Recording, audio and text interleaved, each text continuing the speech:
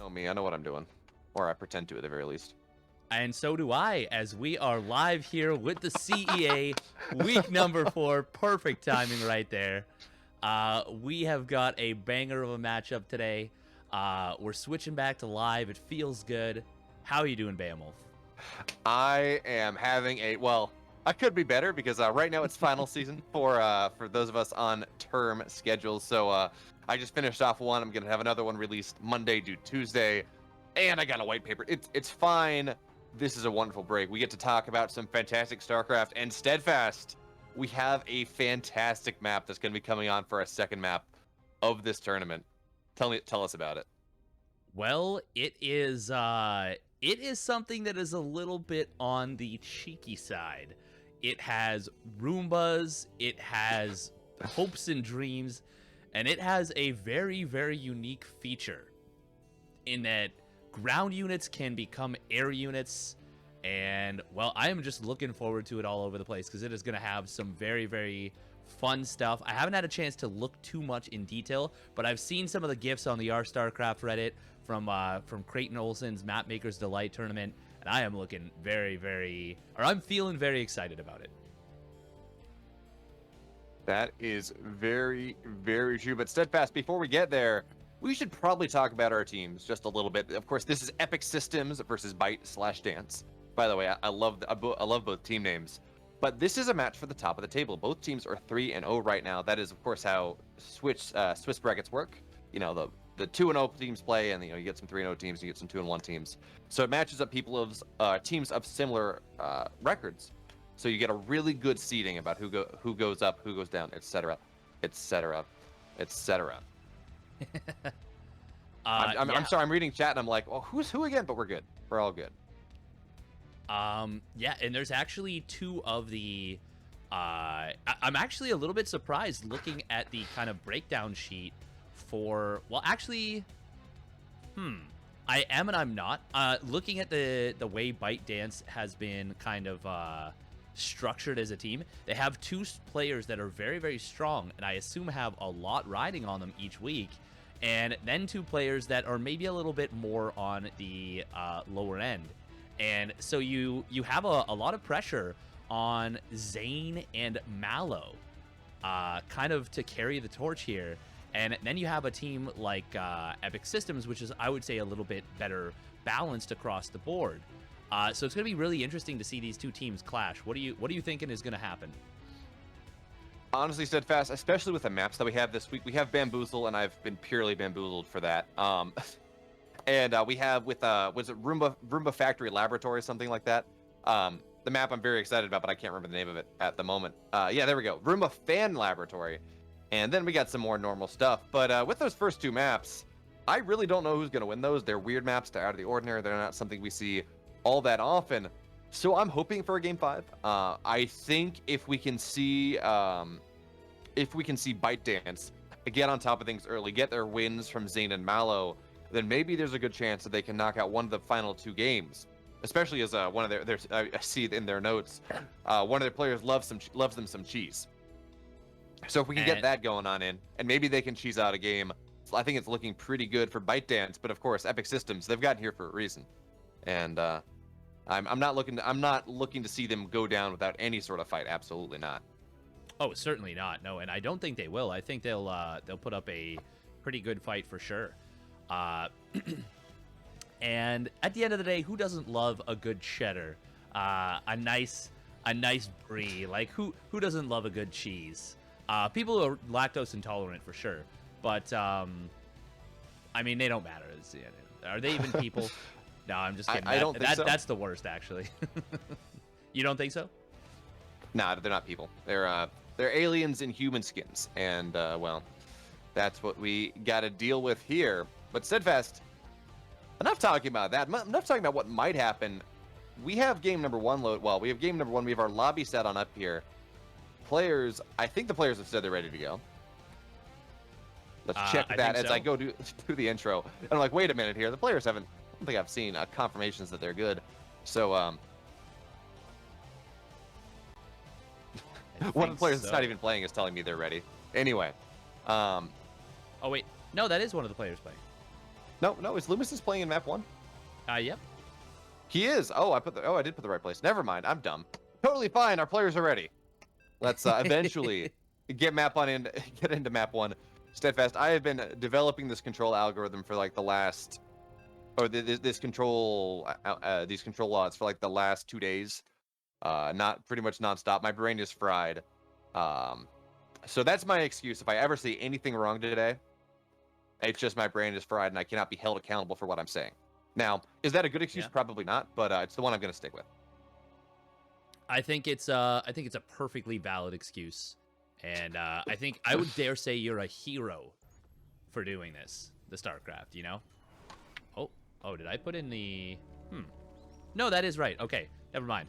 I I bamboozled myself there.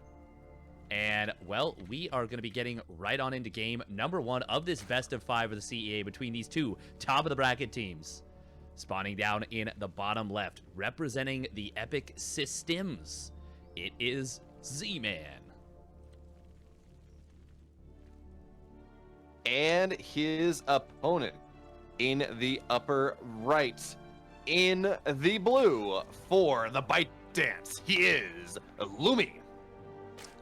Yes, he is. He's got that Lumison's name, but they just said, call me Lumi. And, sounds good to me. Now, what are we seeing right out of the gate here from Lumi? Was that a 14-13 Steadfast? I wasn't actually looking at my screen when it went down. That was a 12-pool 14 gas. Oh, that's even weirder. We got something a little bit aggressive coming on in here, but you know what? It's a ZVZ on North America, so I'm not surprised, especially considering Lumi first started playing StarCraft in October of 2020. Oh, wow. So he's rather new to things. And actually, his claim to fame, in round 1, he lost a 20-minute game after he got his opponent down to 2 probes early on in the game, and he still managed to lose. So, not exactly sure if that's a claim to fame or not, but, you know, shout out to Lumi here, especially the fact that you can even do that to your opponent 4 or 5 months into playing the game in the first place. That's kind of impressive. And this build... Oh, sorry, go ahead. I was going to say, this build, as unorthodox as it is, he does appear to be executing it properly. You know, speed was about 4 gas late, 1 gas trip late, no big deal there. And I think we're probably going to see a Baneling Nest come on in after this because, of course, there is no natural coming on down. And one of the benefits of going to a stead pool, or a 12-pool steadfast, is that your Zerglings get onto the hatchery, going to a stead pool 12-fast, is your Zerglings get onto that natural hatchery before it's complete. And of course, building hatcheries, they have no armor. A built hatchery has 1 armor, but actually, no, the man's not even going to try here. He says, okay, well, you know what? I'm going to give up my natural. No big deal. And yeah, I mean, Lumi, this seems like a well-practiced spell. I mean, look how he's moving his Zerglings. He has an idea about how exactly he wants to deal with this. And that's kind of impressive, again, for someone who has, what, 5-6 months into this game? Not even. Yeah, it's not a lot. Not a lot. And he will have that Baneling Nest, that Baneling tech available well before his opponent can have Banelings. Z-Man does actually have the gas to start with a Baneling Nest, and he will have 2 spines. But if those Banelings connect properly, which they have a ton of potential to do, they could get a lot done still, and link speed is going to finish up.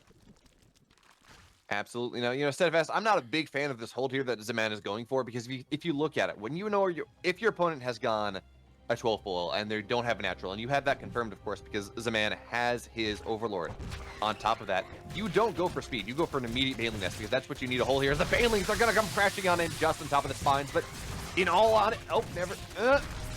The spines are not going down. Oh, he target. Oh, what a surround. Oh, no, never mind. I was like, oh, this is looking real good here for Lumi. And then his Banelings connect on the spines instead of the drones and the lings, and never mind. Z-Man looks like he's going to hold here with flying colors. 16 drones to the 12 of his opponent. He has a Roach Warren just about done. He's getting another spine, and honestly, I don't really think he needs that, not with the position he's in now. 4 more Banelings on the way, of course, but these are now defensive Banelings. Lumi, he's not in a good position here as he looks to try to take this game. Yeah, not so much at all, but oh man, Z-Man does not know when those Banes are going to finish. Oh, wow, big connections right there. They could have been even bigger, but they were still pretty decent. Both players kind of fumbling a little bit in these early stages. Ling Bane is an extraordinarily stressful micro interaction for both players, because in a matter of moments, you can go from having 40 Zerglings to 0 Zerglings. This is true. A good friend of mine once described ZVZ as a knife fight in a phone, as a blindfolded knife fight in a phone booth in the dark with no sun. And I feel like that's probably a pretty good answer. But anyway, look at this. So Zaman did go for a Roach Warren off of one base, and that was a fairly decent move eventually, like once you have 8, 10 roaches, once you get that critical mass. But for right now, he has not been building roaches. Now we have our first 2 on the map, but really it's just been Zergling and drone production. But now these roaches will try to block their ramp, but the Zerglings, they're just going to be a full-on surround here. And of course, nice there is one spine in fire. natural, but that's not nearly as much nice target fire indeed.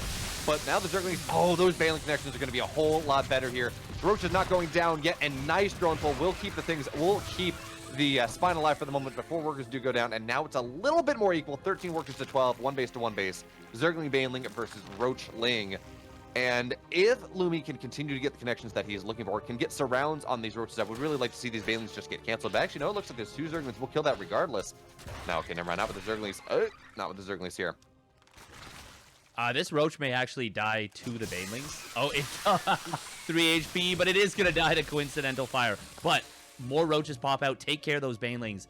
And Lumi trying to set up and block the ramp. Or, sorry, Z-Man trying to set up. Oh, nice micro on this one. Roach will still lose it. And these Lings are coming in. This is actually... Oh, that is a questionable Baneling morph. He is... But Z-Man needs to kill those. Oh, God, he's not doing it. I mean, I think there's probably enough DPS here with the spine and the roaches that means that these Banelings will be fine, or just not be useful at all. As Lumi, he will connect 3 Banelings on top of that 1 drone, and that is not a good idea whatsoever. And yes, okay, 1 Baneling does connect with those drones, absolutely, but Steadfast, how many Banelings does it take to kill a drone? Well, it takes 2.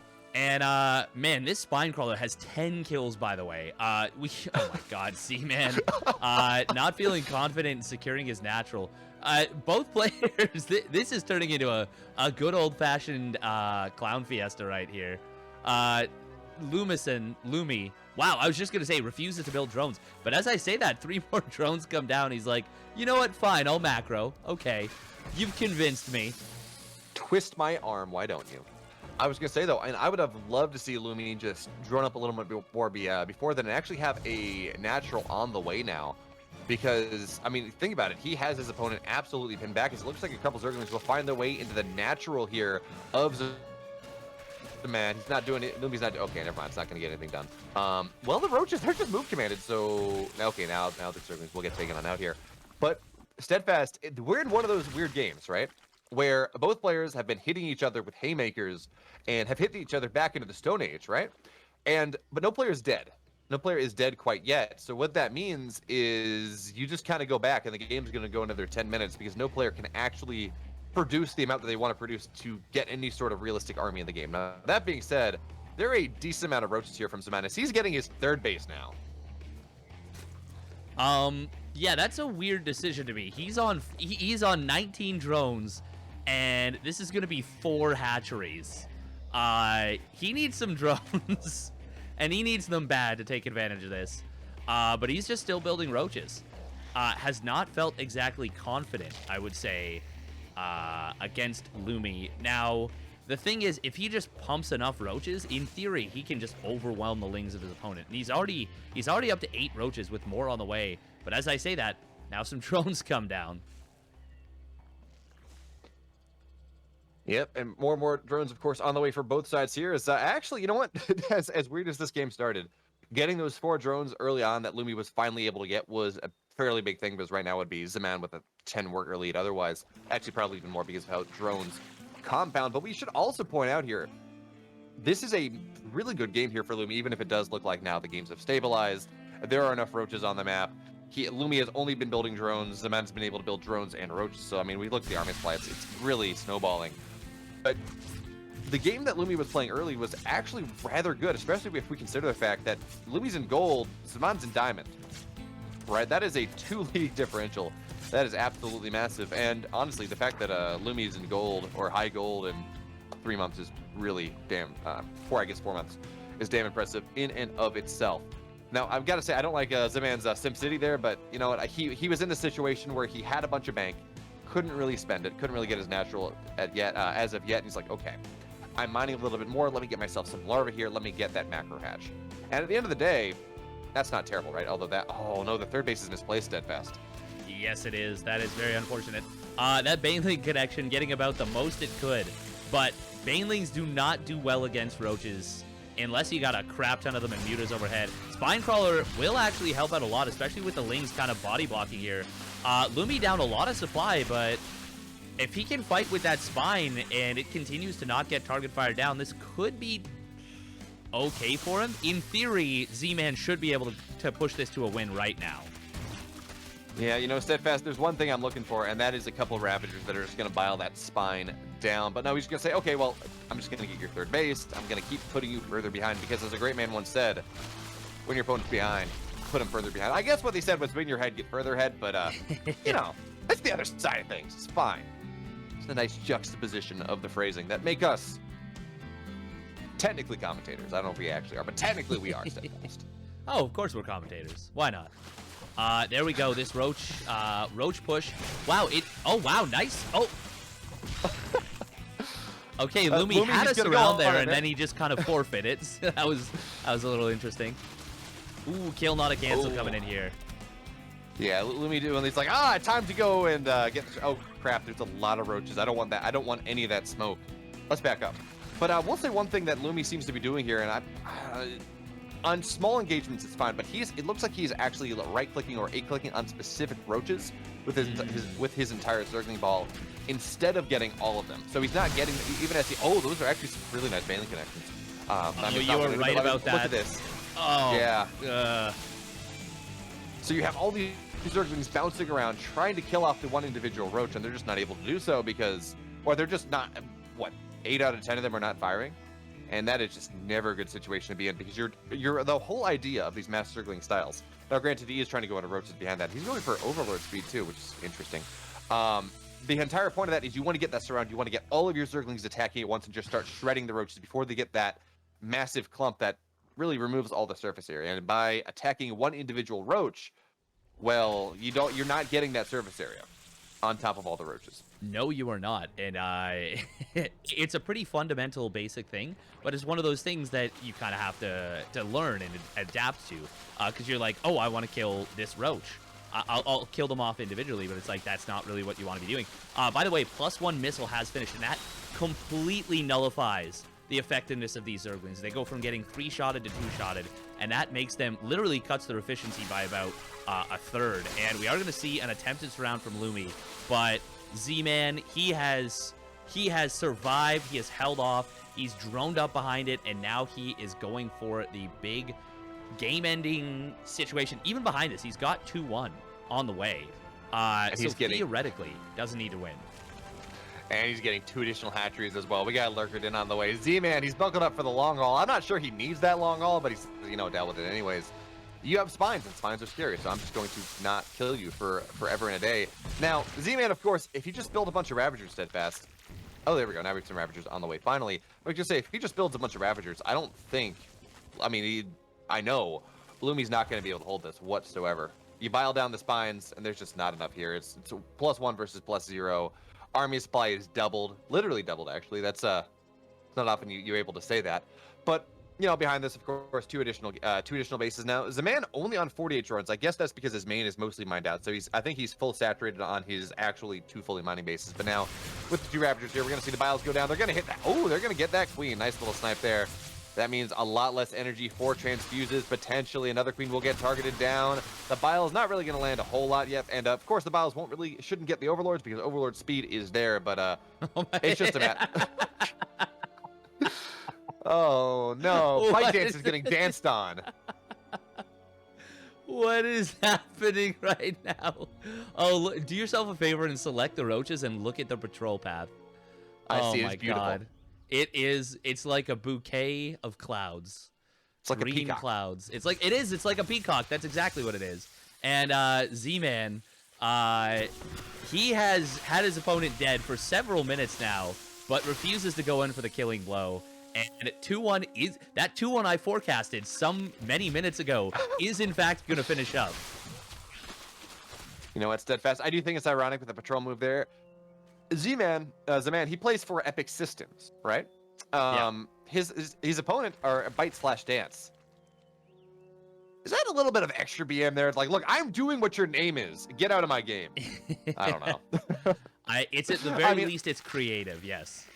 It absolutely is. And obviously, this is all in good fun. I'm not saying that, Z-Man is this terrible, bad-mannered player and is just no, but it's fun. And we got a little bit of advance going on in here. Is Lumi, he's gonna try to take a third base. No, that's not gonna happen. I'm so sorry. Just kill him. Just kill him. Oh my God. Why is he not doing it?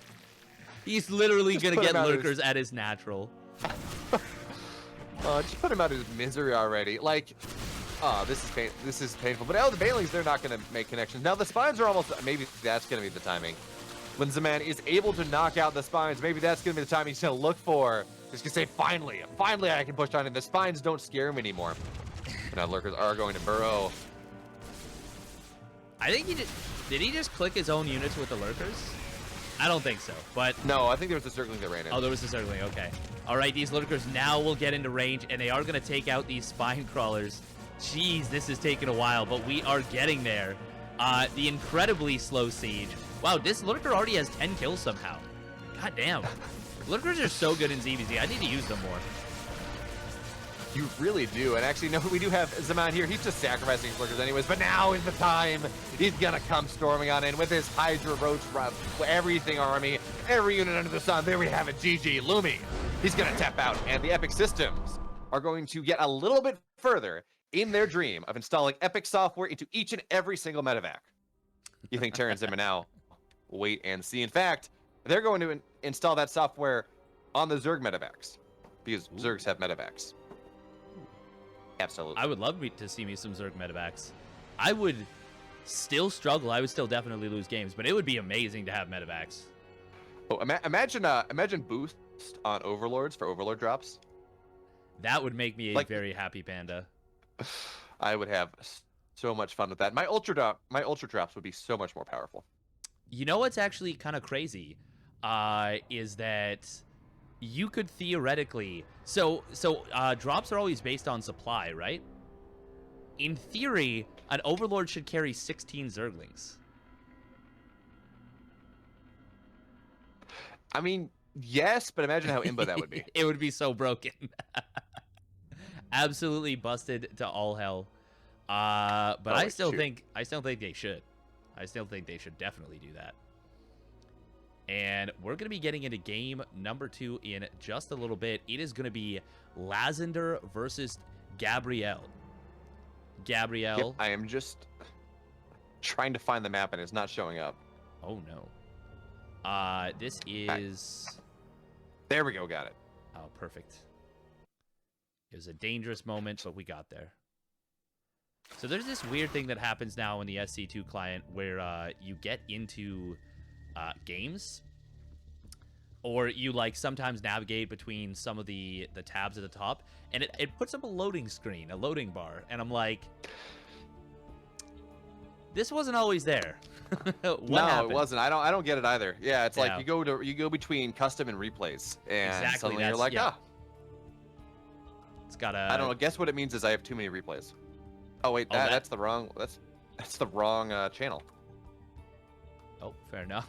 There we go. Now, I'm like, why is no one joining my lobby? That's why. Because I'm incompetent. No, that's not fair. You're entirely competent. I pretend to be entirely competent. That's a different story. You know what, Steph? In all seriousness, this is not nearly as bad. We've had days. We have had absolute days of just insanely long casts. You know that we had I think my longest is like 16 hours of broadcast, something like that. So glad we're not doing that. Glad we're not doing that. Absolutely. But still, you know what? It's a good amount of time. We get some awesome games. And I'm just going to keep complaining about things because apparently there's nothing better for me to do in my life. Relatable. Honestly, you belong on the internet. That's... is Gabrielle calm? I don't know. Well, no, it's not because Gabrielle's for Epic Systems. Wait. Wait, it was No, game. no. Lazander is for Lazender's for Epic Systems. Yeah, I know exactly. The lobby's not set up properly. Was it? We were given a replay. Was that for game 2 or game 3? That was for game 3. That map 3. Okay. Yeah. Any?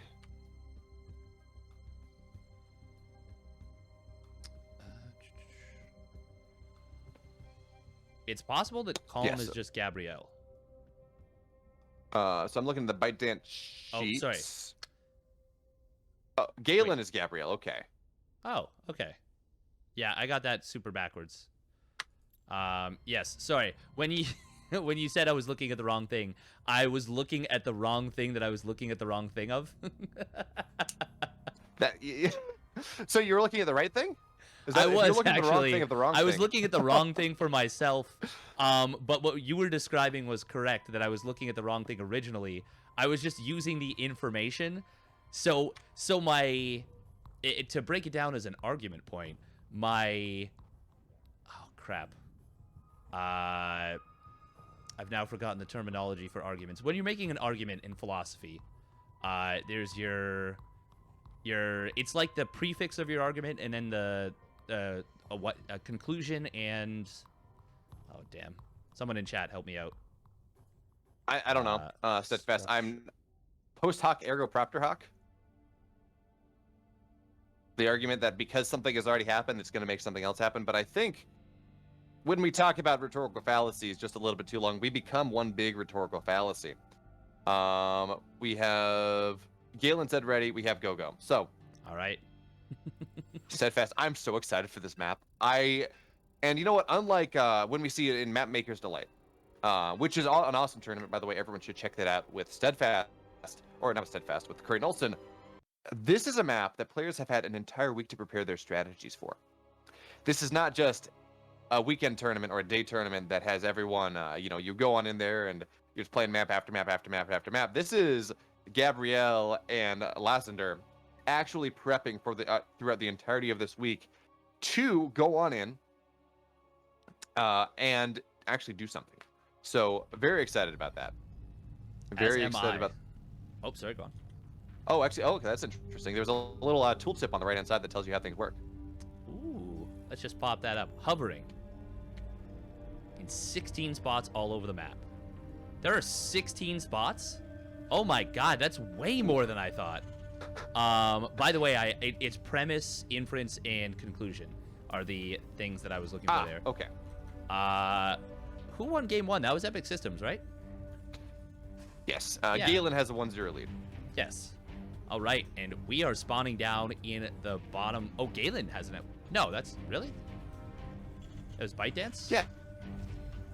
No, ByteDance is Lumi. Wow, we're really good at this. Zaman won game 1. Epic Systems. Yeah, Lazander. Yeah. So spawning down in the bottom Epic Systems won, and it is Lazander representing Epic Systems up 1-0 in this best of 5. Oh my god. We'll get there.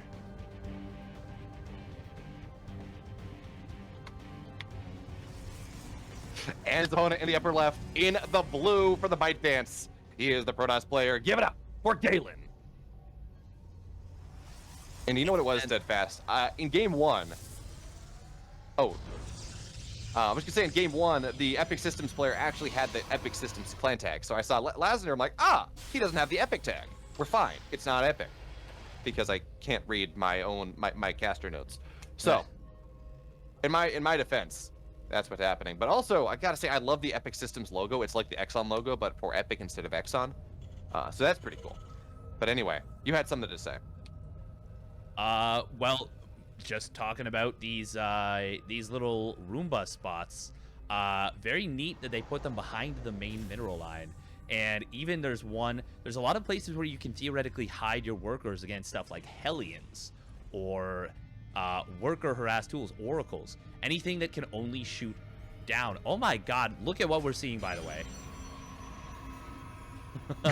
he chooses the map where you can go airborne and go Stargate. I think it's, I was gonna say it's really interesting that he's going a proxy double Stargate. I don't even know if you have the money to support 2 Stargates on one base. I don't believe you do. Not until you're anyway, at least super fully saturated. Yeah. I think it's more gas constrained, but anyway. No. Oh, the Reaper finds it anyways. Oh, this is a disaster here for Galen. Oh, it really Well, you know what, is. Steadfast? On my cast notes, I'm looking at Galen's notes. I switched to Terran from Protoss recently. And the second little note I have is loves to cheese. So, I'm not surprised to see this, I guess. Yeah, that definitely tracks. We are going to see, though, he is going to struggle to spend off both of these Stargates. Like, his gas count, his mineral count. He actually has a very low mineral count. He's only at 12 probes mining on minerals at the moment. And these missile turrets at the front are nice, but they're not going to help this mineral line. This is going to get complicated very quickly. Absolutely, yes. It's one of those games where, yeah, okay, you got missile turrets, that's fine, but Void Rays are mobile, and actually, how many Marines do we have on them? Do we have any Marines on the map? We have no Marines on the map, Steadfast. We have a Cyclone coming on out, but we don't have Backfield Accelerator on the way. And now this Void Ray is just going to sit on top of the mineral line and start killing as many SCVs as he would like to kill. Now the Cyclone is going to be a little bit of a problem, and you need to not keep following the Cyclone with the Void Ray. Galen, please, don't do it! No, the Void Ray! Oh, the Protoss humanity, the humanity. I don't really know what I want to call it, but what I do know is, oh, that hurts. That is very, very tough. And something cool is that Lazander let the NG Bay at his opponent's natural finish, and he used that to build these turrets. So actually kind of a neat little solution here from Lazander. Oh, that is really cool, actually. You're not wrong. Actually, when are you ever wrong, Steadfast? You are the GOAT. Absolute greatest player, greatest commentator to ever exist in this game. There might have been a time or two where I've said the wrong thing when introing players or trying to... Absolutely impossible. Absolutely impossible, Steadfast. Oh, lock on is... Oh! Not quite taking down that Void Ray. What to say about this? Yeah. And it's really unfortunate here because going for this double Stargate meant that that Galen did not have the probe to actually push for shield batteries and things like that. That actually makes this push useful. So now we got a Forge on the way. We got a couple. We get in the main base cannons. So Galen can make sure he's super safe. Absolutely super safe against the ensuing push from Lazander. But Steadfast, call it just a hunch. I don't think that's going to be all that impactful. I have to agree. I don't think it will be either. I think that with Lazander going up to a third command center, he is going to be in a pretty good position in this game. He's up 9 workers. He's up a base. He's got these Cyclones up. He's already dealt with the Void Rays. The Stargates are dead. I don't really know what Galen could possibly do to win this game. DTs. The Invisible Men Steadfast win behind Dark Shrine. Win ahead Dark Shrine when playing the game Dark Shrine. But that being said, though, how many missile turrets do we have on the map? We have 6 missile turrets on the map. The chances of a DT getting on into any of these spaces is I'm pretty sure it's negative. It's not even slim to none. It's oh, that's right. Cyclones don't get boosted. It's only the small units that get hovered, by the way. So Zerglings, Hydras, Marines, Marauders, Reapers. I'm really sad we didn't see any of that happen here with this matchup. I wanted to see some fancy interactions, but that seems to be the case a lot of the time when we see these weird maps. Players just say, "Okay, to hell with it. I'm just, I'm gonna do some random cheese that ignores it whatsoever because I haven't had the time I need to practice this." But let's watch some stalkers not fly. Okay. I just want to see it happen, man. I just want to see the fun stuff. Let us have fun. No fun allowed. If my life last week on into next week has taught me anything, it's that no fun is ever allowed, Steadfast. Yep. Confirmed. Oh man. But anyway, Oh, sorry, go on. Oh, go ahead. Anyway, behind this, we do have Lazander. He's getting on into his tech. He has his third base done. 1-1's about halfway done here. We got tanks on the way. He realizes that all he's got to do is just not die. All he's got to do is just keep playing this game as if he was normally playing, and his opponent is dead. We don't even have Warpgate on the way, much less completed. So, with all that being said, it's going to be a rough one for Galen coming on in here. But, Void Rays are powerful things, Steadfast. I've heard they killed many Zergs, and we all know that Zerg is the most imba race. So, if Void Rays annihilate the most Ember race, they must be fantastic against Terran, right? Yeah, against the weakest race. Against everyone knows Terran is the weakest race. Like, it requires the most skill. You have to work the hardest. Yeah, it's just everything about Terran is just harder. You're born with weights on your ankles. I think weights on your wrists, actually. But Galen, actually, he's leaning into that. Look at that. It looks like he did build a Stargate at home, and he is getting +1 air attack. So, leaning in to the gold strats that you see here. Of course, Galen is a gold player as well. So, we talked about having players needing to pull their own weight. Mallow and Zane will absolutely have to do that here, as it looks like Galen is... he's fallen by the wayside just a little bit. But again, he's a gold player. And what was the biggest strat you... It's double Cybercore. We're going to see 1-1 air weapons coming on in here off a 1 Stargate steadfast. But yeah, again, what was the most prominent strat you ever saw you saw running into Protoss players back when you were in gold, if you remember that steadfast? Oh, that's a good question. I actually, when I started the game, the leagues were different, and gold was platinum, platinum was diamond, and diamond was masters, initially platinum was the highest thing. That was early beta. Yes. And then there was no masters for a while. It was diamond. And then eventually they added on masters. I think I was only in gold for a very short period of time, and I actually played Protoss for the first. There we go. Sorry. Hey. That was so cute. They glowing all purple. And, well, Lassiter going to come on in here, and he's just going to gun down everything in a matter of moments. Thick beams get activated, but it's not going to matter. And Galen... Oh, please don't go home, Lassiter. Okay, good. He's going to actually end the game. And, yeah, this is going to be a very, very decisive push once it finally came down. That it will be. You know, sometimes when you go for a cheese, it just does not work out. And when your cheese doesn't really work out, there's not a whole lot you can do. And that's actually why it's cheese. It's one of those things that, you know, it either works or it doesn't get scouted and it works, or it does get scouted and it doesn't work. And unfortunately here, Galen, I mean, yes, there's some execution costs involved, absolutely, but Galen, he goes for the cheese, he gets scouted. His opponent is able to respond appropriately, gets like 7 missile turrets, even before the first void ray comes on out. And yeah, these are 1-1 void rays, but there are 2 of them. Lassiter, you can kill him now. No, I don't want now, yes. I don't want a repeat of game 1 where it was his opponent was dead for 7 minutes and he just didn't realize the victory, so to speak. Yeah, I was gonna say there's only so much you can do. There's only so much we can do here, Steadfast. The game's over. There we have it. GG Galen.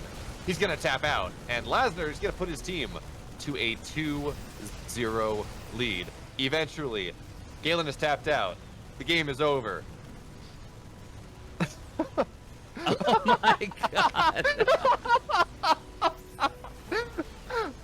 Oh my god. Oh god. Oh, beautiful. I thought that was some sort of like, oh, I'm so frustrated last, but no, Galen literally is like, I can't leave this game. I don't know how to leave. Oh, it's beautiful. It's absolutely beautiful. Oh my god. That is that is the Protoss experience right there, isn't it? Learn how to proxy Void Ray before you learn how to leave the game. As we all know, Steadfast, if you're Protoss, you literally... Oh, you got the replay. Sweet. If you're Protoss, you literally never win. You literally never lose games, so it makes total sense that the players don't necessarily know how to leave the game. That makes a lot of sense. Yep. I get it.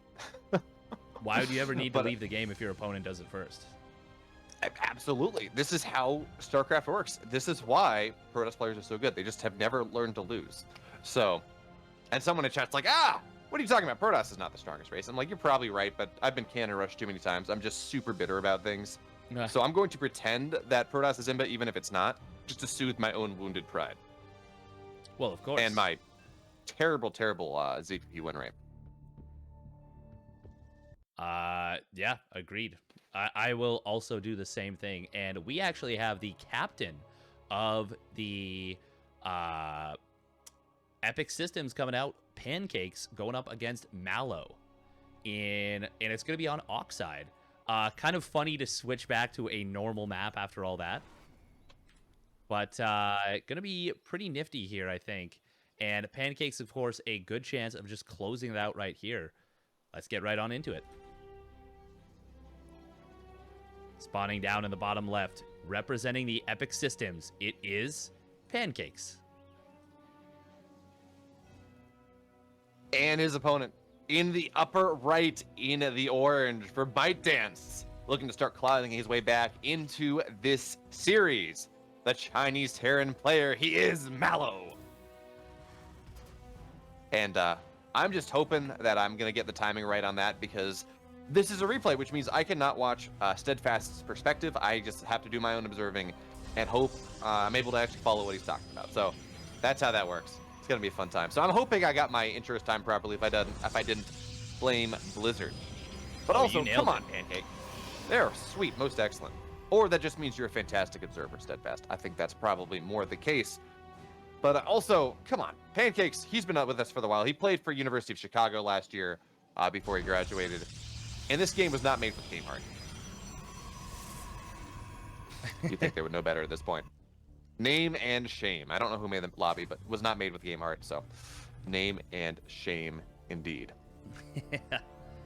Honestly, that's a classic at this point. It's players don't really make the games with Game Heart. I always make a point too, because of course I've got that commentary meme. But at this point, I just kind of expect that players won't, and yeah, it's fine. Sometimes in the like EPT or the ESL Open Cups, they might. You get blessed with a truly wonderful, magnificent human being, but not always. Not always is that the case. What do you think we're going to see out of this double gate? Well, I don't really know, but what I can tell you is I think we're going to see a bunker here behind the mineral line here for Mallow, and that's a pretty... Oh, there's a bunker at home. Never mind. Maybe not. Maybe this SCV is just a scouting SCV. You know what's funny? I'm looking there, and I'm looking at the SCV. I'm like, oh, Steadfast is really looking at this SCV, right? Because I had it selected and followed. And I'm like, yes, he's... Okay, you know what? Maybe we're going to see something with that. And no, it's because I'm like, oh, Steadfast thinks this is important. Maybe it's going to be important, and that's not actually what it is.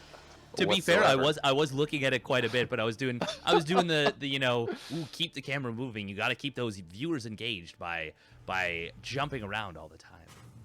Oh, absolutely. That's how it works. But in response to the double gateway Steadfast, I think we're going to see two stalkers moving across the map, trying to probably delay the command center, delay the bunker. But no, the bunker's actually really fast. Yeah, no, this bunker's insanely fast, actually, considering the fact that normally, you see the bunker go down. Like, the bunker's finishing just around the time the command center is. What is this? Yeah, you've noticed it too, I see. Yep, I've stopped bloviating about bunker timings, and I'm like, wait a minute, it's third base after two gateway open. Yep. Is this an Estrella build? Is this some weird Estrella shenanigans that I am not familiar with yet? Well, these are most likely Pancake shenanigans, as we have seen some very unique and interesting builds coming out of Pancakes during his tenure while playing for the CEA. He has some really, really cool, unique builds. Oh, this... this is actually a little bit awkward with no tank out. This could be a lot of damage. And wow, he's actually going to open the door? Pancake should be, focusing SCVs for sure. I mean, it lets the SCVs go for that surround, and SCVs are actually surprisingly good against Stalkers because because of how that works and how Stalker HP works. But hey, 4 workers already, that's going to be a really nice move here for Pancakes. I would have liked to see a recall maybe when he got trapped, but now with the tank out here with the Marines. 4 SCVs for 3 Stalkers. Yeah, delayed mining not time. Yeah. Not worth at all. If he'd gone with 4 Stalkers, because he could have probably picked off double or more the number of SCVs and a few more Marines, because it would have one-shotted Marines, one-shotted Stalkers. Or, sorry, one-shotted SCVs. Totally would have been worthwhile. As it is, I do not think that was worthwhile in the slightest. But Pancakes has that third Nexus, and he pressured his opponent very heavily, so maybe Mallow will not be aggressive. Steadfast, that's a lie. We have 2 tanks and a medevac. And by the way, I should point out, egg on my face, there is Game Heart in this game. I saw the game go up, and I'm like, it doesn't say plus WCS Game Heart. There's no Game Heart. But no, we got all the nice stuff. We got all the goodies. So Pancakes, my apologies. clearly you know what you're doing. Or Mallow, whoever made that. But yeah, Steadfast, we got 2 tanks and a medevac trying to find their way across the map here. And the Twilight Council goes down. It's not for Blink like I thought it was, Steadfast. It's to get a quick Templar Archives. Well, it's so we can get Storm? It feels like that. He's going up to 6 gases incredibly quickly, and he has nothing to deal with this push. He's got 8 army supply. And this double tank drop, this is going to be a nightmare to deal with. Oh man, he's got a okay, there's battery overcharge. It does come down, but the sentry is going to get obliterated. However, that adept is immortal right now. Oh my god, it is just not dying. What the hell? Blizzard, please. He could have actually cleared out that second tank, I think. Maybe not with the Liberator there, but that took so much wind out of the sails of that push. Now Pancakes, I mean, yeah, he's down in army. Now he's down in army supply, and that's unfortunate. But 2 additional gateways are on the way. I would love to see Charge to get started here on that Twilight. Of course, yeah, Blink would be really good too, but yeah, the thing is, of course, with Blink, it takes a while to get there.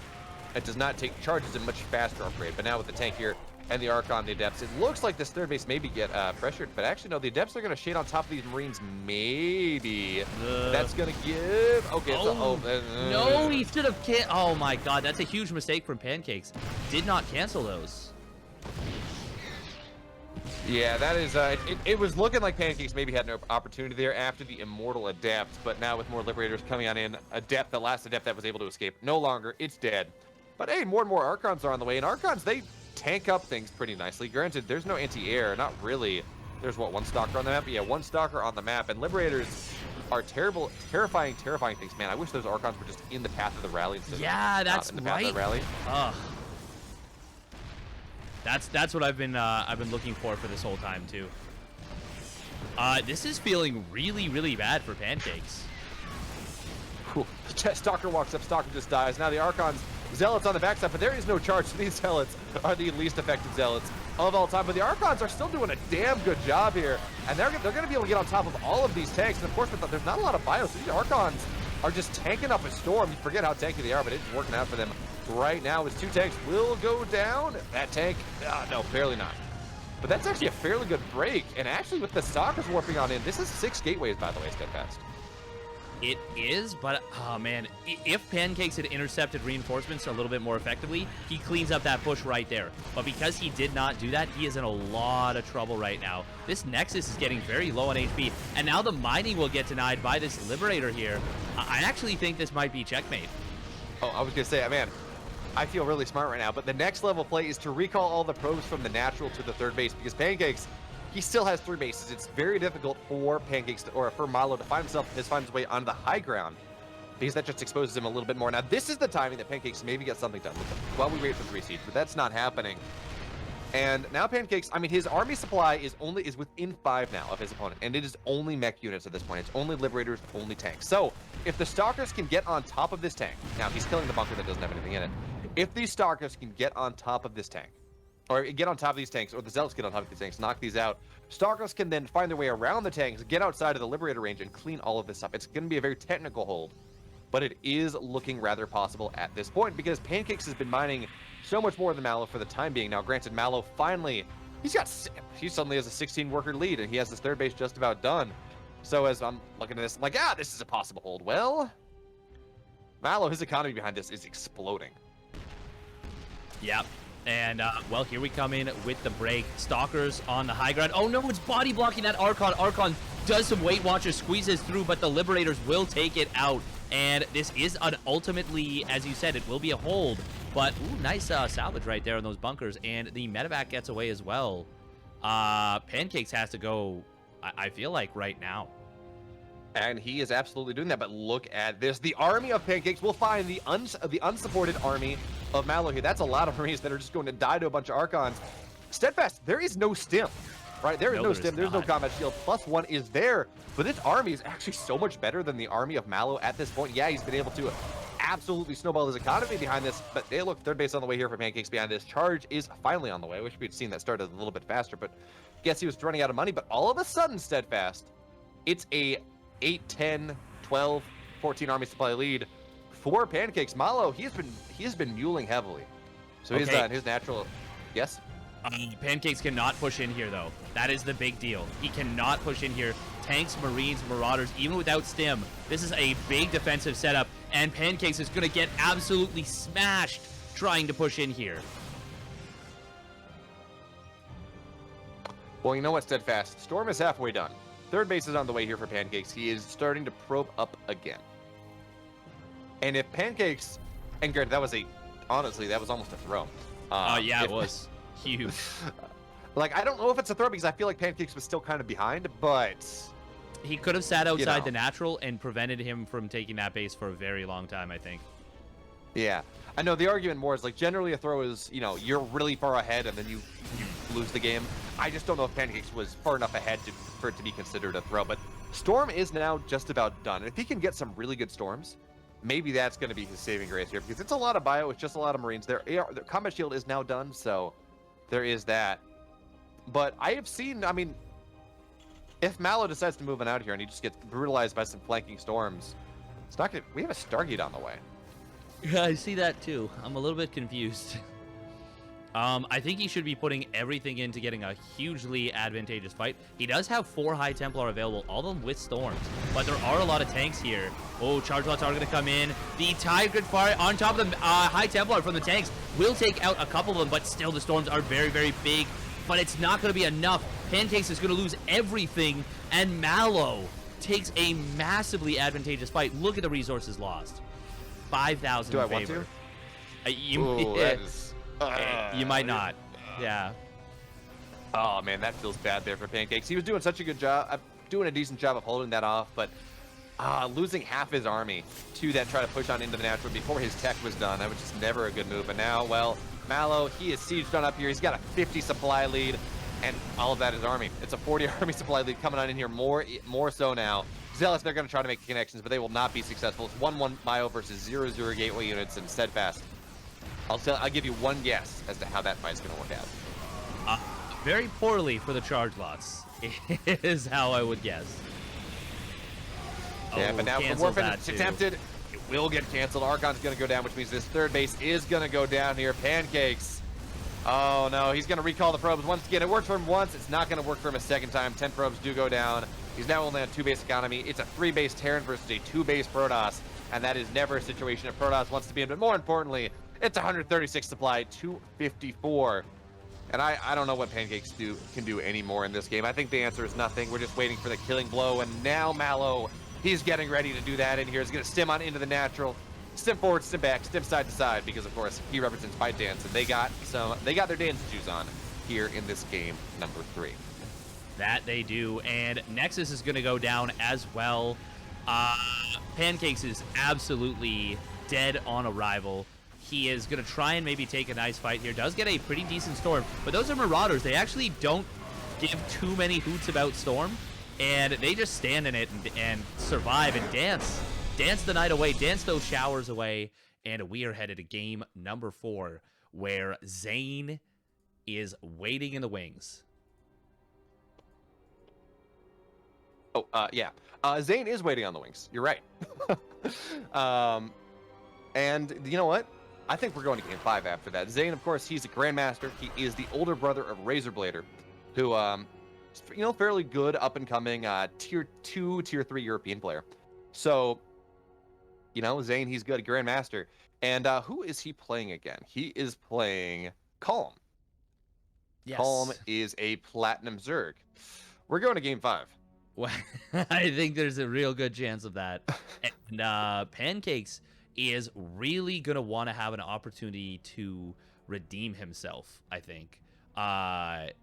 Because it is going to be an extraordinarily difficult task going into a player like Zane.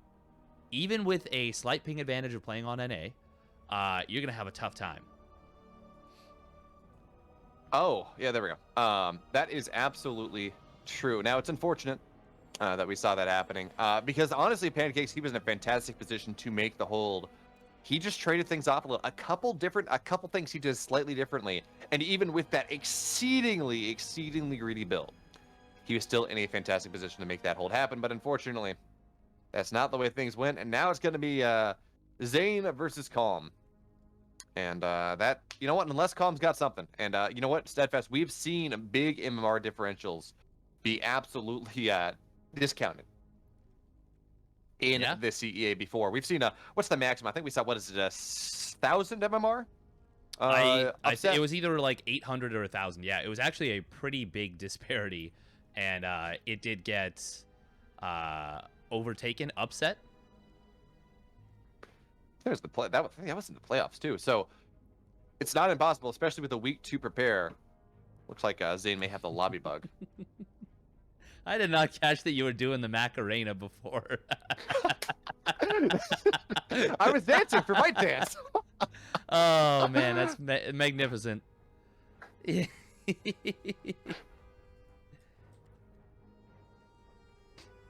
Oh my god. That's very funny. Man, my stream has got to be super freaking delayed because yeah, I see I guess you see it on the because I got it up for chat, and I'm still watching the game end. I'm still watching those Storms and the Marauders go down. So man, I must be really far behind. Maybe. Thank you, Twitch. You do such a good job. I know there's some weird stuff that's happened recently, where if you have like certain like reconnect or disconnect protocols, like it'll cause your stream to get weird sometimes. Yeah, what I find actually what's really annoying is Twitch, if I load it in the Twitch desktop app, what it likes to do is I'll get stuttering every the first time that I get off the ad, my stream will stutter for like, a minute. Every second or something. Then I'll refresh and I'll get an ad again, and then it'll stop stuttering. And it's really I don't know. I feel like Twitch's ad protocols are really bad. Zane did it. Hey, let's go. So, well, in terms of making the lobby lobby with game art. Awesome. Ooh, we got some support coming into the chat. We believe in Calm. Calm is buff. Calm is buff. Calm is oh damn! I didn't get to put the thing in for Zane. That's fine. Oh, sorry. I thought you were ready. My bad. But yeah, you got to show off the Okay, there we go. We got a little stuff. You got to show off the the quarantine gains, right? Some people have quarantine gains and some people have quarantine gains. Depends on the. I think I have the second one you're talking about there. Yeah. Hey, now, no judgment. I'm actually, it's you know what? It's pretty great actually. I've been able to, because of COVID, because I'm not commuting anymore. I've been able to. Granted, I can't go to a gym, but body weight's still a thing. So I've actually been able to actually get in some semblance of being in good shape. I can confirm that body weight is still a thing.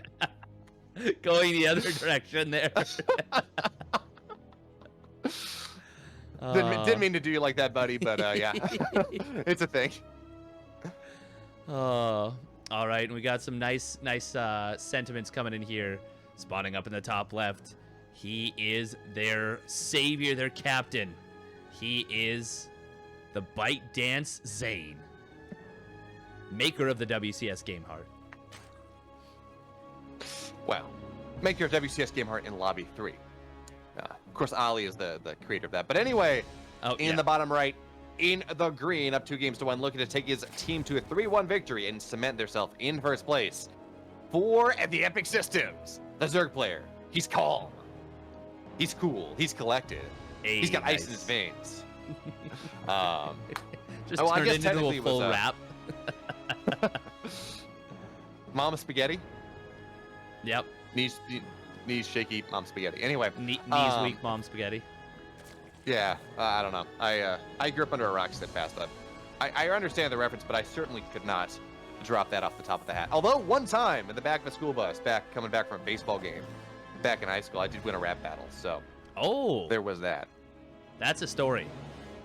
That is a story. It was much more of the fact that I threw some. I don't even remember what I said, but I threw something in there, and it wasn't because it was good, but because it was coming out of my mouth. That suddenly people were like, "Holy crap!" Bayo just said that. You win, whatever. Like, no response, not because it was particularly insightful or the rhyming scheme was there or the flighting was there or anything like that. No, just crap. I couldn't believe he, of all people, said that. So sometimes you just you got the rules. I was very straight-laced as a kid. So you like stepping into that role. People were just stunned by it. Yeah, they're like, "Hey, Philip, you give it a try." I'm like, "Oh, sure."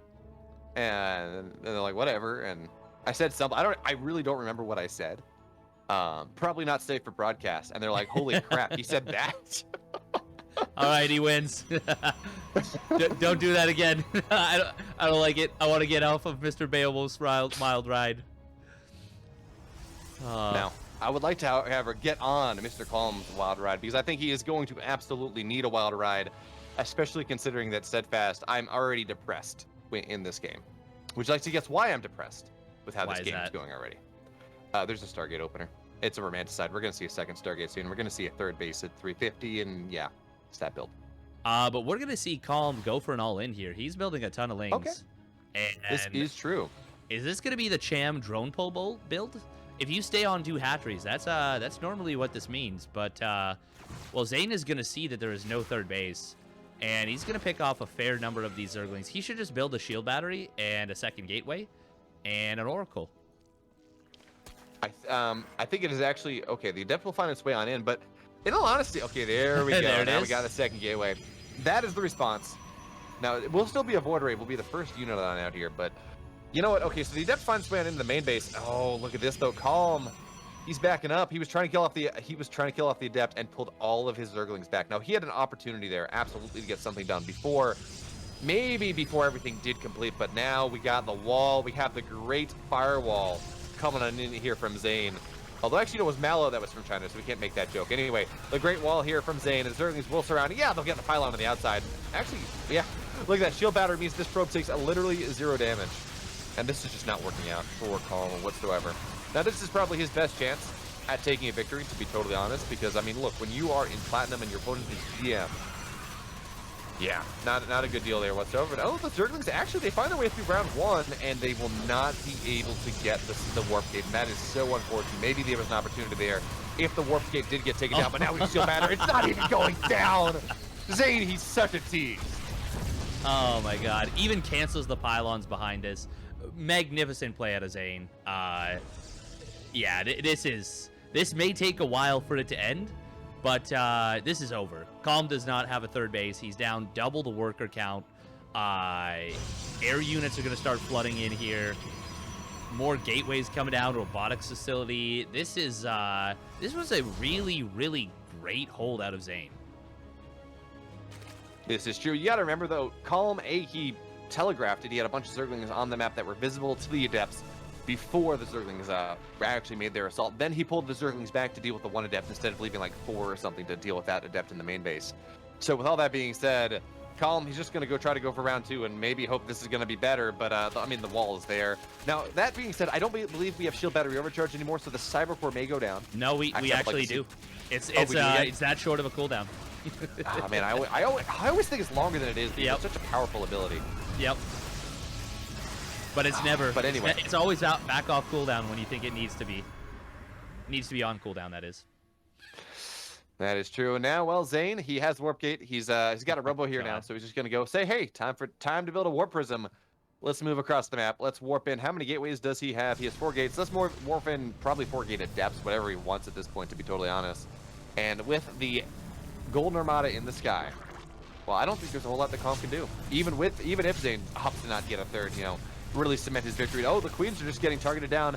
It is surprising how much damage Oracles do. Do you remember the SOS build that he debuted like end of Heart of the Swarm? Triple Stargate Oracle?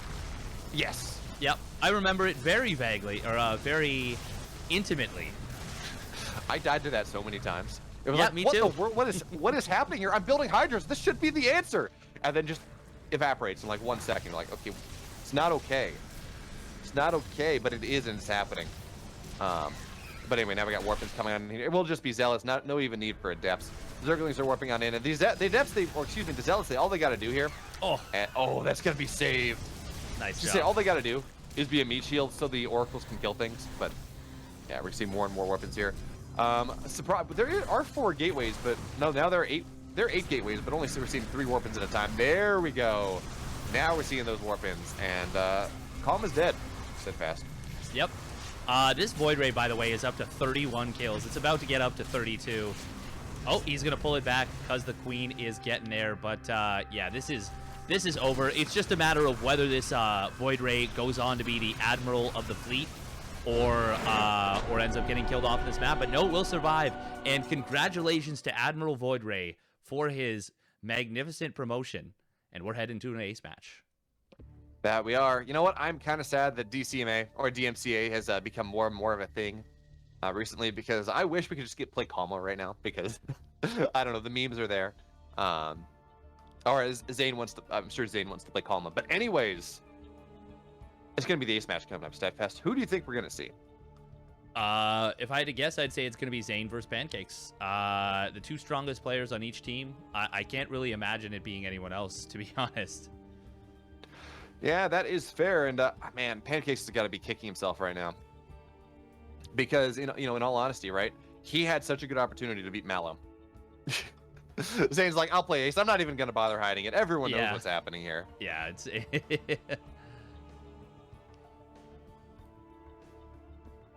But yeah, anyways, continue with your train of thought. Yeah. So Pancakes had a fantastic opportunity to kill Mallow, and if that had been the case, that would have been a 3-0 for Epic Systems. Yeah. And with that being the case, well, suddenly you don't have to deal with the scary raid boss that is Zane, and that is one of the upsides, one of the downsides of this match. And Pancakes will be the ace. So you picked it right. I'm not surprised. Yeah, I feel like it's one of those things where it's like there's not really much of a choice. Like, it's just, that's what it's gonna be. Yeah. All right, so Steadfast, do me a favor, set up the lobby appropriately. Get the teams where they need to be, so we don't forget it. We don't do Zane dirty like we did last time. But now Zane says he's ready. Pancakes, are you ready? Are you ready? Fight. Are you ready to rumble? I can't do it. I tried it. It was up down too much. Ready to rumble. How was that? Not bad. Let's get ready to rumble. Yeah. I haven't watched enough like fighting sports to really have the idea of what it is in my head. So like, I have some good voices. I can do a decent Scottish accent. I have a really good Schmeagle, but yeah, I can't do that one. Yeah, I practiced a lot of Schmeagle as well. Yeah, I got sick one day and I realized, there's phlegm in my throat. I can do Schmeagle now. And then you learn how to do it without being sick, and that's when it becomes good. Mm-hmm. And also simultaneously good, and also a problem. Oh, it's absolutely a problem. It's I've lost many friends over this. They realize the weird voice, the weird sounds that were coming out of me. They're like, this person's clearly possessed. We don't want anything to do with them. Maybe like douse them in a tank of holy water, but certainly not. Don't get too close. Well, that's just a matter of safety at that point. I mean, you gotta be 100%. Yeah. Now, unfortunately, the demons that have possessed me to allow me to do Schmeagle voices, they're very erudite demons. So they just said, we're gonna make this person's life miserable by telling him to go get a PhD instead of actually making money and being a productive member of society. So thank you, Inner Demon. Thank you, Possession, I guess. Man, where am I going with this? I don't even know. No one knows. So we're seeing the rest of the team just slowly joining the lobby, just trickling on in, as I'm sure they were watching the broadcast there. Absolutely. But Steadfast, we should probably talk about what the repercussions are of this match, in this game in particular.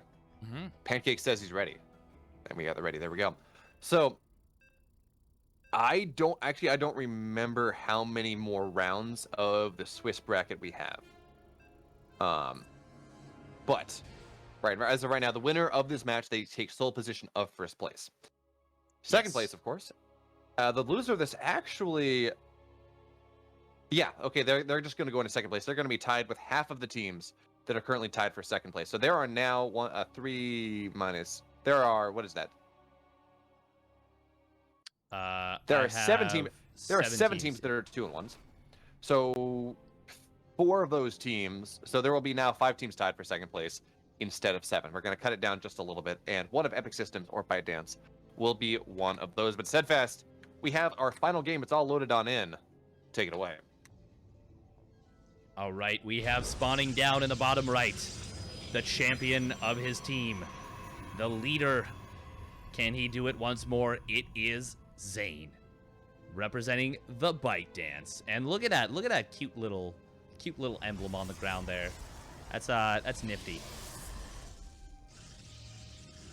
And in the upper left, in the red, he is, of course, representing the Epic Systems, looking to take it all the way back here.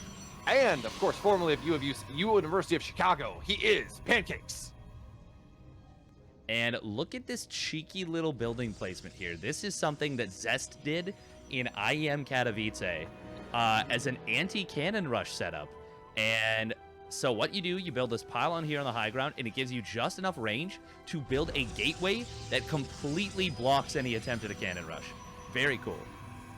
It is indeed. And you know what? Okay, Pancakes is not going for cannon rush this game, but honestly, you can still get that gate wall with that pylon positioning there, so you don't really miss out on a lot in terms of adept protection up on the high ground, so it's going to work out well for you.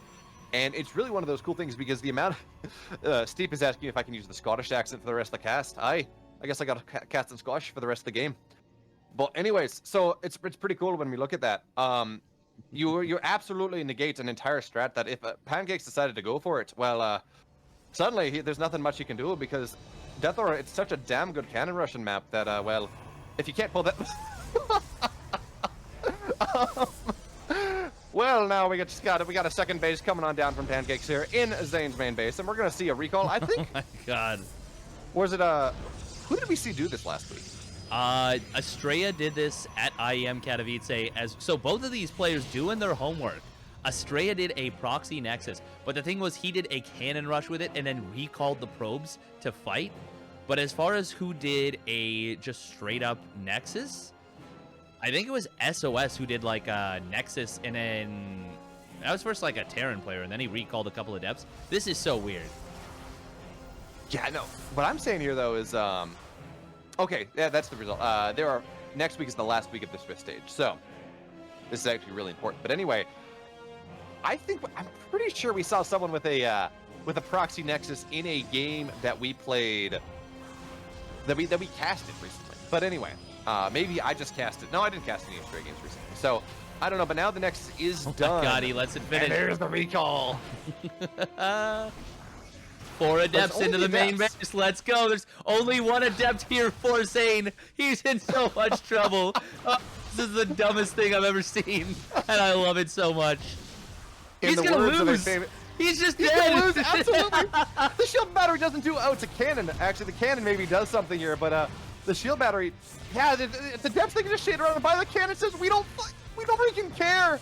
The adepts will not find their way on it, and that means the adepts, this last adept here from Zane is gonna go down. Steadfast, my life is made. What are we watching here? I don't really know.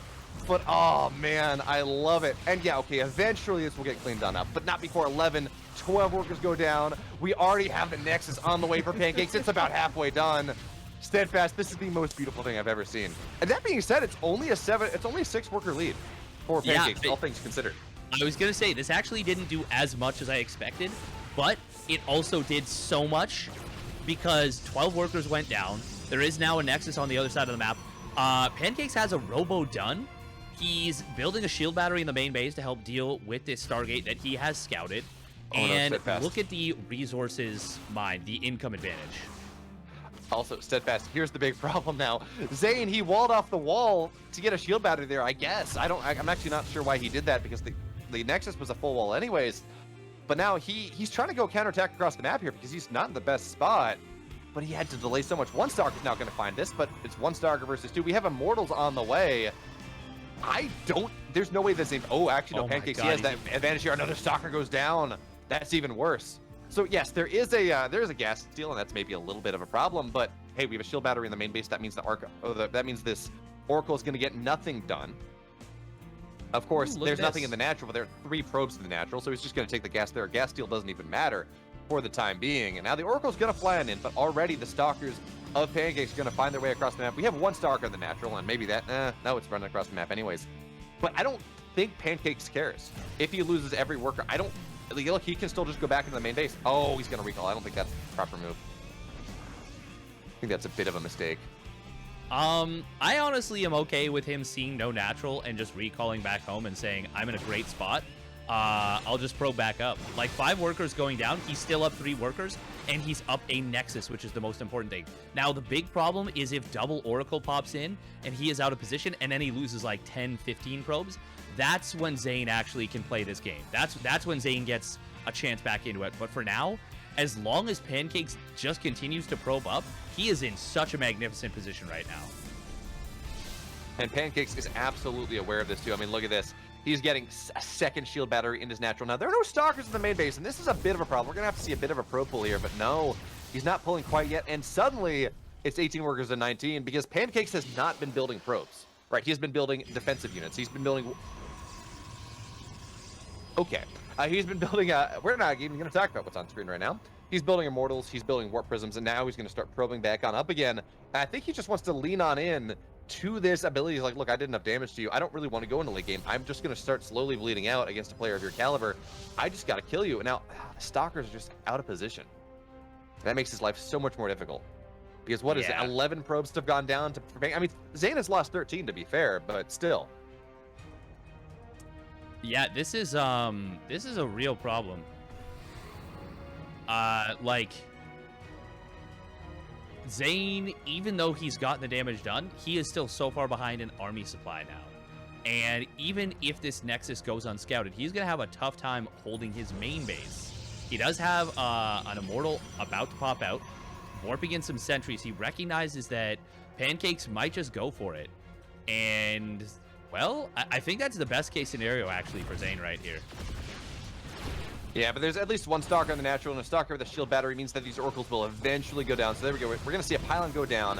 And the one downside here is the Warp Prism is so far back that actually with this force field is damn good. It's getting just about as much as possible here for Zane. But at the end of the day, I mean, it is 2 Immortals versus 1. We're going to see some pylons get targeted down.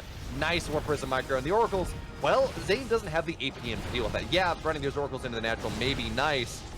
But, well, there's a Stalker here, so they're going to get 1, and they're going to be forced to back on out again because Zane has to deal with the fact that his opponent is absolutely smashing his way on into the main base. Now, the shield battery overcharge is going to be damn nice, but the shield battery overcharge can only cover so much here. There are still 2 Immortals here. The probes are going to get half the full to deal with this, and, well, Pancakes is just going to micro back. That being said, though, the army supply has evened down. Yeah, this has actually been a really great hold out of Zane, and Pancakes... During all of this, he did lose 3 more workers. Zane lost 3 more workers. No, Pancakes only lost like 1. This is actually really, really bad for Pancakes, though. He is in a really tough position right now because he doesn't know about this Nexus. And Zane taking that proxy Nexus was such a great decision. It absolutely is, but Steadfast, Zane has literally 0 gateways on the map. Oh my god, yeah, he does. Build Immortals. He's lost every gateway. He's realized this now. But you can literally only build Immortals. So with Warpins, I mean, it's still a decent scenario here for our red Protoss player, but it's just, you're right, it's just rapidly getting not as good. Now the Oracles will fly on in once again, but there's at least some Stalkers here. I think the play, honestly, Pancakes just warp in 3. Okay, I don't know what this probe's doing. Is that a display of dominance? Yeah, and it survived. So, I mean, congratulations, probe. Oh, there it is. There's the recall. Over to the new base, 10 workers, and we're going to see that income graph actually start to go in the favor of Zane, which just makes no sense at all. It absolutely does not. Pancakes thinks he's in a fantastic position in this game. He's like, look, my opponent's on 1 base. I don't really care how many probes I lose. But that's not the case whatsoever. And honestly, if I'm Pancakes here, I'm like, okay, something's a little bit off, right? My opponent is not really reacting as I would expect them to. They're just sitting in their main base and turtling up and continuing to kill my probes with whatever. I mean, I got 2 bases. Something's a little bit off here, and I'm just sending, I don't know, a pro, I'm sending a Zealot, I play Zerg, so I'm sending a Zergling, everywhere on, all the way on, all the different bases of the map, trying to say, look, do you have some proxy base somewhere? And, well, I guess that's, oh, look at that. Oh, the Immortal been marooned out. And then, unfortunately, yeah, that's not going to survive. So what do we have here? We have 3 Immortals, 2 4. A bunch more Stalkers, to, like, none, actually. It's Sentry Immortal Void Ray. And you know what would be a pretty cool move, actually? Okay, now that we'll find their way on in. And this time, there's going to be enough there to deflect. But okay, it will be Disruptors here. But I would have loved to see, actually, Zane go on into Phoenix behind this. Not Void Ray, but there is a Phoenix Immortal style that, what's his name? Chris Sailor? He's a Dutch Protoss player that occasionally, Crip style, does fantastic deep runs in the ESL weeklies sometimes. You see him pop up and he goes into the round of 4 and you're like, who is this guy? And then he falls off the map and he doesn't play in one for another 5 months. But anyway, he was the first player I started doing that. I don't know if he's the one that invented it, but in my mind, he invented it at the very least.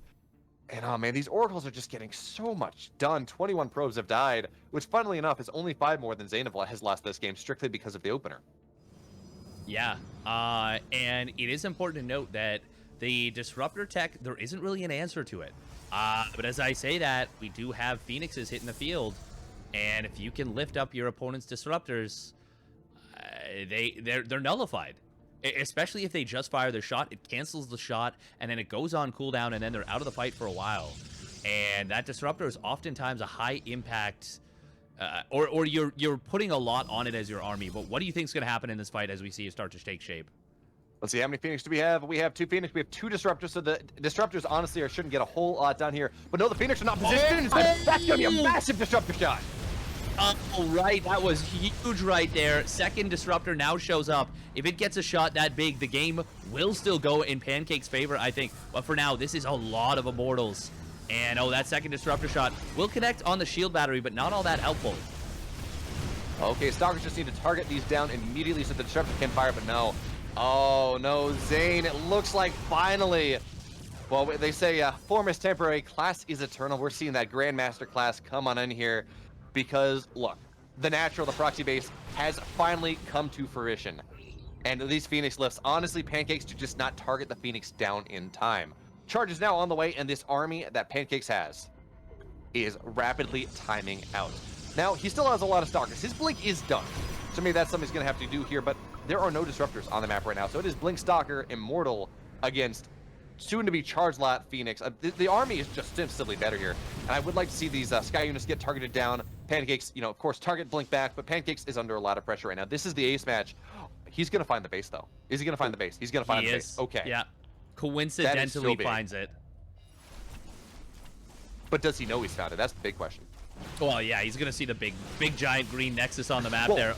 Oh, man, these Immortals kind of getting lost a little bit here. And the Warp Prism actually goes down. Big Blink forward, though, will take out both the Void Rays. And these Phoenixes, very ambitious lifts on those Immortals. Not going to help out all that much.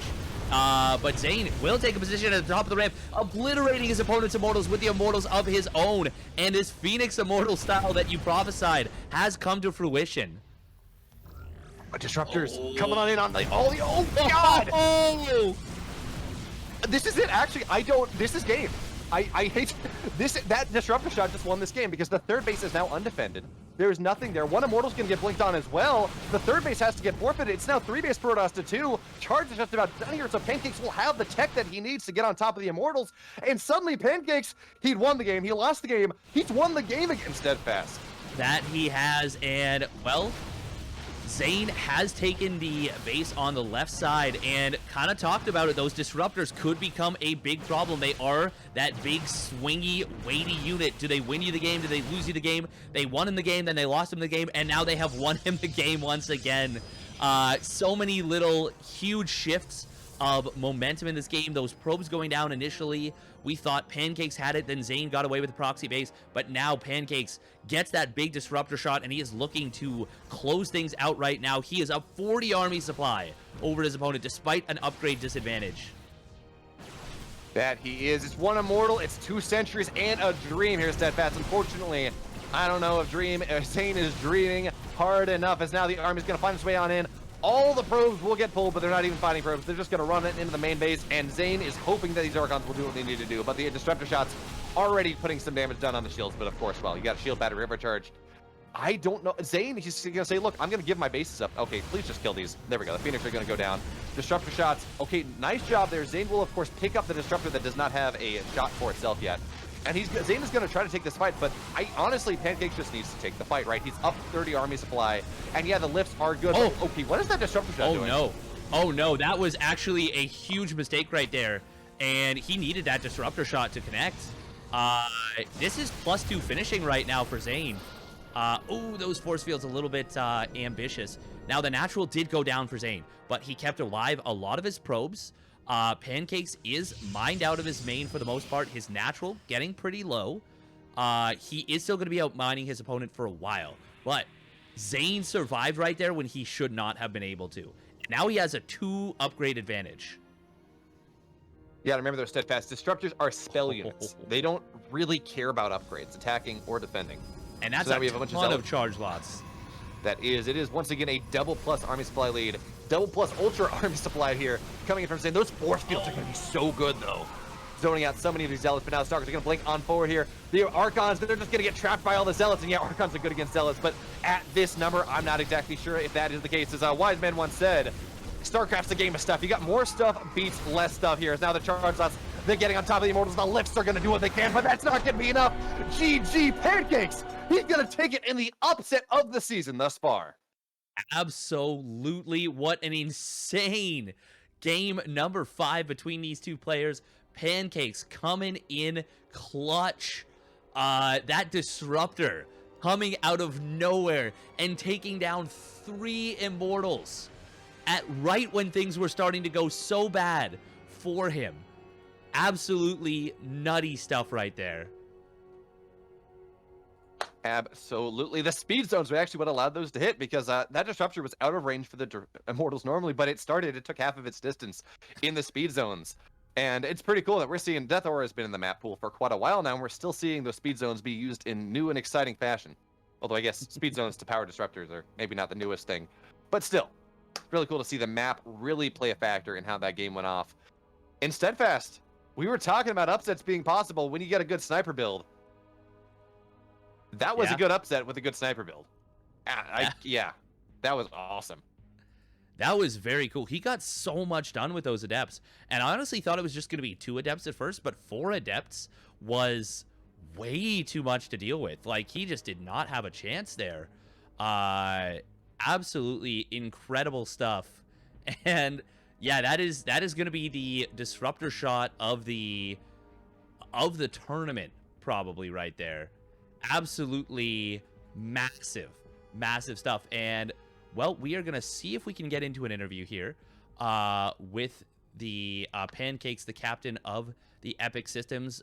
If not, we will go to a break before the next cast. But before we head out, before we try and figure that out, why don't you tell us where the good people can find you there, Beowulf? Well, I don't even know where I can find myself. So, actually, wait, no, you're talking about where they can find me on the internet, not some sort of Zen thing. Never mind. Oh, okay, yeah. See, if you want to follow, if you like what I do, follow me on Twitch, twitch.tv/Beowulf. And I always tweet where and when I'm going to go live. So twitter.com/Beowulf_SC2, because I do CEA, I do stuff for Alpha. It's all over the place. Follow me on Twitter. That's the easiest way. But how about you, Steadfast? Where can they find you? Well, you can find me on Twitter as well, twitter.com/SteadfastSC2. You can follow me on my Twitch channel, twitch.tv/SteadfastSC. Yeah, and then you can find me here. Yeah, I'm doing Monday ESL Open Cups, Wednesdays Exxon Cups. I got some very cool stuff coming down the pipeline. April 2nd, watch for that. As well as probably going to be March 26th as well. Cool stuff. Going to be very cool stuff, actually. And then, yeah, every Saturday, check us out here. Make sure to take a look at the broadcast schedule. Follow this channel. And, well, we are going to put up a quick little break screen, and I will get that interview set up for us. Absolutely. And, oh, yeah, after this. It's going to be collegiate after this. So stick around. That is true. It's going to be UCD versus, who is it going to be? I know this. I did my prep work, and I just can't remember the other two. Yeah, Ohio State. UCD versus Ohio State will be our collegiate matchup coming on in after this. And for now, it is an interview with Pancakes. We will be right back.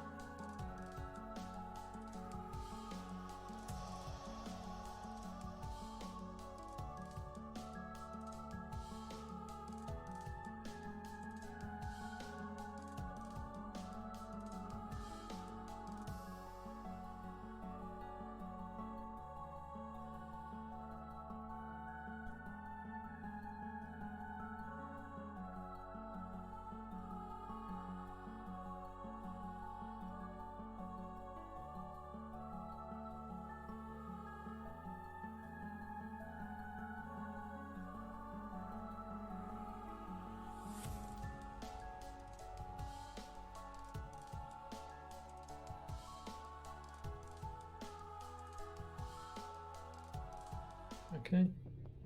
All right, so I am joined by Pancakes here once again, second time this season. Captain of Epic Systems, how are you doing? Pretty good. I can imagine that was a clutch victory right there against someone who could potentially become the new super ace of the CEA. So that's a big win. Tell me, where did you come up with this build? I've got Maladroit in the chat, kind of alluding to it. What's the origin of that build? Well, um, I guess I've been kind of trying out various like Nexus and the opponent's base builds since I mean, I guess since the recall ability was first added to the Nexus, I think. Makes sense. Makes sense. So, she mentioned that you've done some cool stuff in Tespa, which is neat. So it's been around for quite a while, and good to see it here getting busted back out, getting a ton of damage with that. Now, obviously, the game kind of spiraled into out of control. Your opponent took the proxy nexus. How did it feel when you kind of scouted that and you were like, oh no? I thought I was completely dead at that point. I mean, I had been losing a lot of probes to oracles. My economy wasn't in that good of shape. I didn't have much tech. I mean, I had the disruptors, but like I didn't have any forges or charge at that point. And I thought that with the Phoenixes building up, I wasn't ever gonna be able to get good disruptor shots, but I think there was one key shot on the clump of immortals Yep. that really, I mean, if I hadn't, I mean, that let me take out the base right then, and I think if I hadn't killed it there, like, I would have probably lost the game. Yeah, that was an insanely clutch shot. First, you got that first one that hit 3 immortals. I think when you were pushing his natural, and it got them all into like the orange HP, and then you managed to get that other shot right outside of the proxy third, or proxy natural, I guess, where you killed off the 3 immortals and then got another one. That has to have been like a roller coaster of a game right there. But it's got to feel good. It's got to feel good, especially since the other game, Game 3, bit of a tough loss against Mallow. Very good player, obviously. It was a pretty good game, but definitely was a tough game. So it's got to feel good to kind of come back there. Now, you guys have been in the CEA for quite a while. You've been a part of some of the collegiate teams. Now you're leading Epic Systems. How's it feel to kind of be, I guess for the first time, undisputed first place? Yeah, it feels pretty good. I think, yeah, I mean, I definitely like our chances going into playoffs. I mean, I think the matches have been close, so I don't think this necessarily means that we're going to be able to take the whole season, but we're certainly going to try. Oh yeah, for sure. It's anything can happen when things go to a best of 7, and when there's so many teams, so many factors, so many players have to perform and show up. What was the approach for practice and preparation going into this week? As obviously, I'm sure you had a special build prepared for Zane, as we saw, but for the other players, what kind of went into it with preparation there? Well, we spent some time practicing on Roomba Fan Laboratory, sort of just getting used to the map, seeing like which units are affected and what happens to them. Like certain units, when they get lifted up, like can only hit air, whereas others can still hit ground. So there's just like a lot of weird stuff to understand with that map. So And then opponent doubled proxy Stargate, and then it didn't yeah, matter at all. yeah. uh, Mm, yeah, sorry, go on. Continue your train of thought. yeah, and then like the Zergling Rush in Game 4 was spent some time practicing that as well. Mm-hmm. Um, Yeah, fair enough. Yeah. So so you put a fair bit of practice and prep time into it. Now, what are obviously at this point you got to be thinking we want to win the whole season, right? That's got to be the goal moving forward. Now that you've gotten that first place secured. I suppose so. I mean, I guess I'm still a bit astonished that we're in first place. You know, especially with last season, it seemed like there were some really strong teams with multiple grandmasters. Maybe, yeah. So I guess I'm a bit surprised, but yeah. I mean, I guess if we're winning, then yeah, let's try to make it go all the way to championship. Awesome. And once again, CEA is for charity here, and you guys Well, tell us a little bit about the charity that you're representing here. We're representing Doctors Without Borders.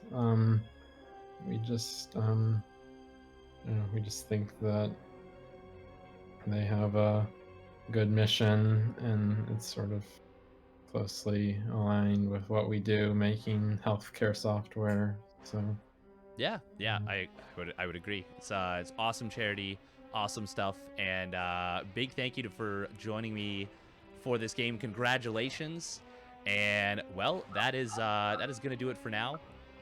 This has been Pancakes. Anything you want to say before we let you go? no, I don't think so. Awesome. Thank you so much for joining us. Have a wonderful rest of your afternoon. All right, thank you. Awesome. And that was Pancakes, the captain of the Epic Systems. Congratulations to them. That's their second victory interview we've had this season. And will they be able to keep it going? I wouldn't be surprised. And hopefully we will be able to see that. For now, we are going to put up a little bit of a break screen, and we will be back in about 20 minutes with the CEA's Corporate Esports Association, or sorry, the Collegiate Esports Association, I guess. So still the CEA, still the same thing, but on the collegiate side. And the match today for them is going to be the University of UC Davis, University of California Davis versus the Ohio State Buckeye SC2. So that is going to be a very exciting one. Two teams that have been around for a decent bit of time, and make sure to stick around for that.